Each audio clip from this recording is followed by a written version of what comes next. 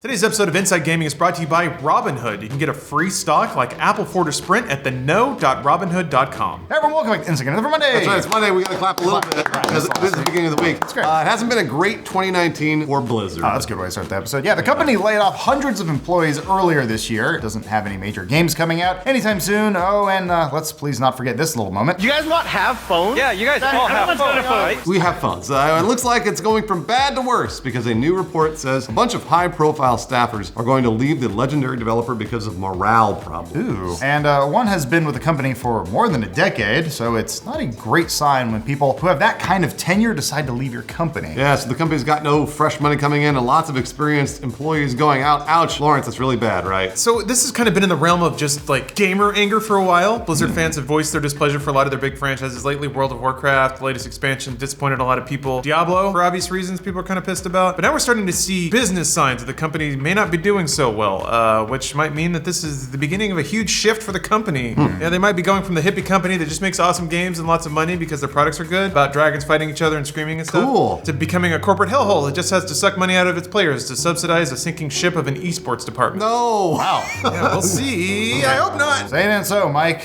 He ain't saying anything. He left. Oh, right. Yeah. Dang it. Yeah, Wow. like Morheim boned out. Now it's Jab. Is it a good sign when the ship is going down and your captain left a month ago? Well, they're usually the first ones to know. Today's happy news comes from us from Dexerto, which reported that several staffers are planning to jump ship over the next 2 weeks. Yeah, among those people leaving is Kim Fan, who's the global product director of Blizzard eSports, and she's been with the company for more than 13 years. Wow.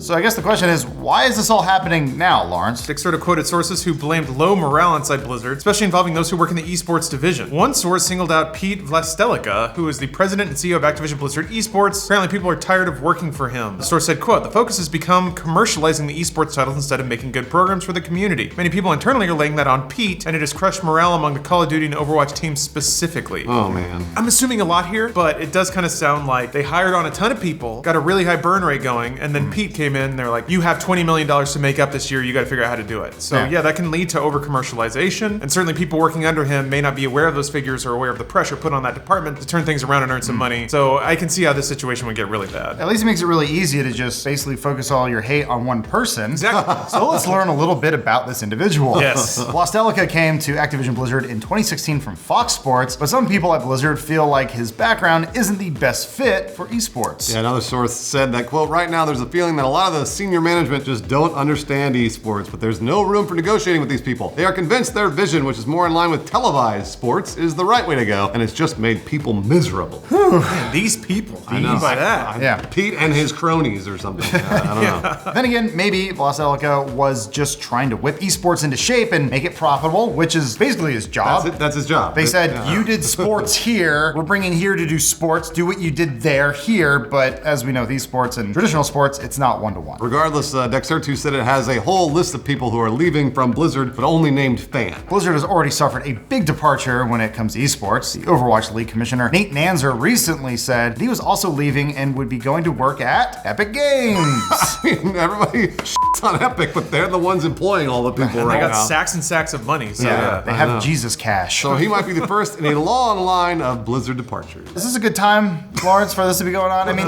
they're doing well. Sorta. Well, they're not releasing anything. Is that? Oh. They're in a desert of releases right now, and I don't know what happened. It was just not the best planning, which may be another reason that Morheim jumped in the lifeboat before things got weird. Valve, they're turning into Valve. Maybe. Yeah, they've had too much revenue for too long, and they lost the fire basically, and maybe lost the people who will get projects done. Right. This is a bad time for Blizzard. It seems it's also a bad time for just Activision Blizzard as a whole entity. Call of Duty Modern Warfare is set to launch later this year. Call of Duty is a pretty big competitive franchise, so that's cool. But unlike Overwatch or something that has permanence, Call of Duty resets every year, so it's kind of hard to find footing in a professional sense. Yeah, times aren't great financially at Activision Blizzard. Despite reporting record revenues last year, the company laid off about 800 people in February. Over the last month, Activision Blizzard stock has lost more than 12% of its value too, thanks to a drop in in-game revenues, high costs, and an increase in investments, which is, code for we're paying for stuff that hasn't come out yet and probably won't for a while. Sure. So some of that makes sense, considering the Blizzard is spending most of 2019 working on new games rather than actually releasing any. And to that point, that costs money. And Activision Blizzard president Cody Johnson. Cody Johnson. Sorry, Cody His name's Johnson. Cody. I love it. It's your old pal. I thought it was a typo. Activision Blizzard president Cody Johnson has warned that this would be a slow year profit-wise. Yeah, but esports is a different animal, and it's where a lot of these departures seem to be coming from in Blizzard. Meanwhile, a lot of people in the the industry think that esports is a bubble that's about to pop. It's already done that once before, I feel like.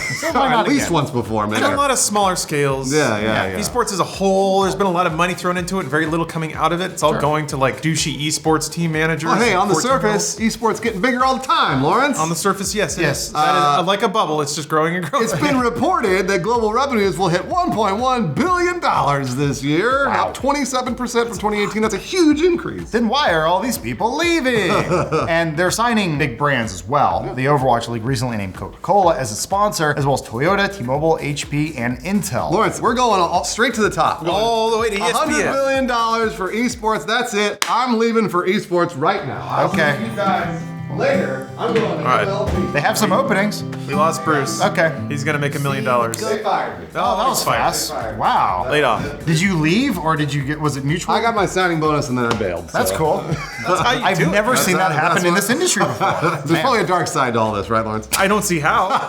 It just seems saw like it's it. working out pretty well. So yeah, last month Kotaku actually read a really great article talking to a bunch of people in the industry who are concerned that esports are overvalued and the industry isn't making enough money to justify the cash that's flooding in. How dare you? Yeah, so Overwatch League looks amazing. That's not free. You need so many people and so many resources to do that. And while they have signed some amazing partnerships, Coca-Cola, there's big money in that. Probably not enough. Probably not enough, not yet. It's bad to have all those losses hitting in a year where you're also not releasing any other products in your company. So you just have a bunch of red line items on your ledger. It's bad. So anyway, yeah, one sponsorship manager even jokingly compared esports in general to a Ponzi scheme. Cool. Saying, quote, everyone I talk to in this industry kind of acknowledges the fact that there is value in esports, but it's not nearly the value that's getting hyped these days. Oh, man. And we found some stats out there that kind of support this theory. The biggest issue could be that esports is still very reliant on sponsors when it comes to its income. There's no other way, really, of unless course you not. just collect entry fees Well, from nobody's buying participants. tickets for these events. Like, Yeah. the fans aren't paying into it. Yeah, when you have when one's every day, it's like baseball. Yeah, you're not going to fill the stadium every day, but you have to Sure. plan for that. So last year, Newzoo reported that 59% of esports income is from sponsorship and advertising deals. That's actually a lot when compared to another sports league, the Premier League, which is one of the biggest soccer leagues in the world. Its revenue from those same sources is only about 26%. There's even other things like merch and soccer balls and footballs and other things. Yeah, and like to Bruce sell. said, attendance. Just Yeah. like direct funding from Ticket fans and sales. people that are watching. So you're Yeah. relying on a bunch of 14-year-olds who have no disposable income because Sure. all they have is time and they're just watching it on Twitch. So for esports in 2019, merchandise and ticket sales are only expected to be at 104 million of that 1.1 billion dollar total, so about 10%. Yeah. Which it kind of makes sense because everybody's watching for free on Twitch,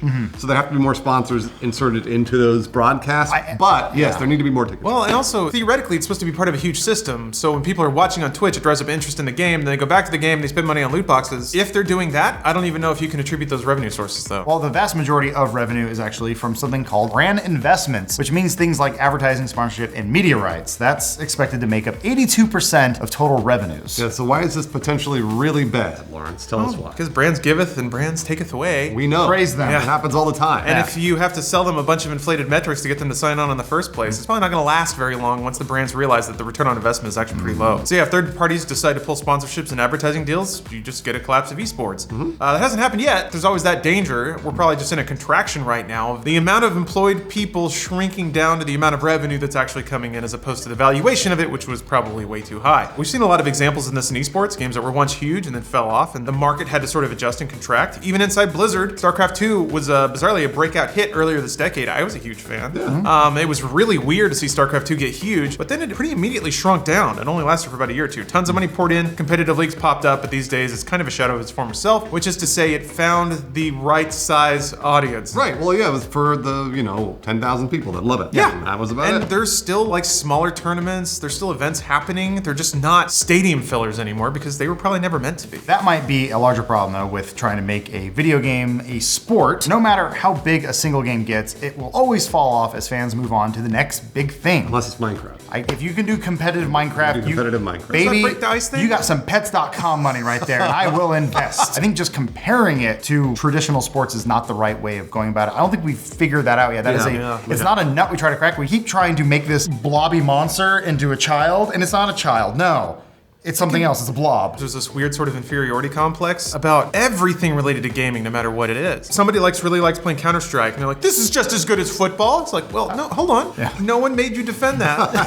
If you need to get CSGO on ESPN to prove it's just as good as football, Sure. you have to pay people's paychecks. They're all segmented. They all have their own little audiences here and there, like StarCraft and CSGO and et cetera, et cetera. But I need to make $100 billion, not $1 million, Lawrence. Yes, you do. Okay? Yeah. Sorry, I gotta investor. make $1 billion. Yeah. And I want your $1 billion. So how about Overwatch? 3 billion viewers every day. Done. That's what I want. That's exactly what I want. ESPN, that means we're legit. Aren't they constantly losing money and subscribers? And, yeah. Well, it's Yeah. called investing, Adam. What happens when Overwatch 2 comes out? Well, wait, hold on. To that point, if you build a sport around one particular game like Overwatch, that's owned by one particular company like Blizzard, then maybe it's always going to have a limited lifespan. Exactly. As for XFL. esports.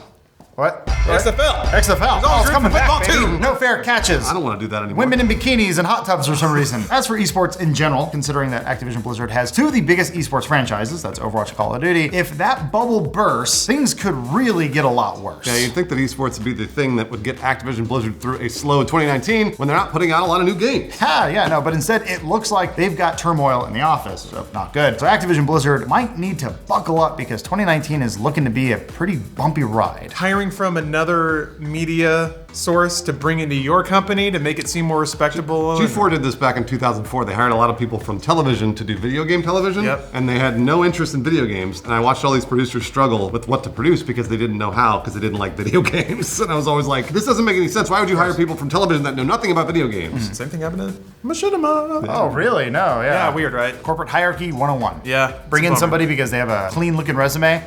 They have no idea what they're doing. They take their money, they go on somewhere else, and they just keep failing upwards. MLG? Oh, yeah. You want me back? I'm in! Hey, he's got another one. That's crazy. He didn't even have a phone.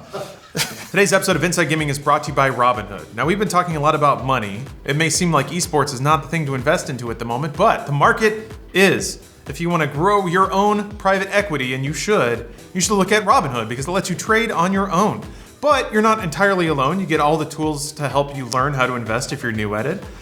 There's easy to understand charts and market data, and you can place a trade in just 4 taps on your smartphone. So you can start small, and as you get more comfortable and get more confident in your abilities, you can scale up from there. Robinhood has tools to help you discover new stocks, track your favorite companies, and get custom notifications for price movements, meaning you can always find the right time to invest. Along with tools to help newcomers, it's also completely free to start. There are no brokerage charges. Normally they charge up to $10 for every trade, but Robinhood charges no commission fees, so you can trade stocks and keep all your profits. And they're giving a free stock. That's the Inside Gaming way, getting free stocks. So you can get a free stock like Apple, Ford, or Sprint to help you start your portfolio. You get that right now at theknow.robinhood.com. Once more, that's theknow.robinhood.com for a free stock. Getting free stuff is the Inside Gaming way. So do it right now at theknow.robinhood.com. Thank you, Robinhood, for the sponsorship. And Bryce saying the rules have changed. There's a fine line between right and He wrong. didn't do it with his accent. Oh. The rules have changed. You're so The McTavish. rules have changed. Try to sound more like Rahul. different Sounds like person. that. I can't do Rahul's It's a accent. bit more cockney. It seems like they're setting the stage for a more morally ambiguous story than we've seen in previous Call of Duties. Didn't you gun down a bunch